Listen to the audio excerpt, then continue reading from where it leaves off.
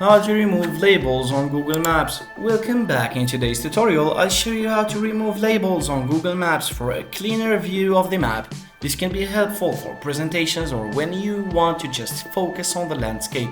Let's get started.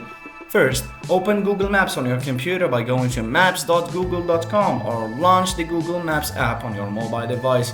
On the computer, look for the three horizontal lines in the top left corner to open the menu. Click on it and then select Map Details. If you're using the app, tap on your profile icon in the top right corner and then go to Settings. In the menu, you'll see options to different map types. To remove labels, switch to Satellite View. This will give you a clear view of the terrain without street names or location labels cluttering the map.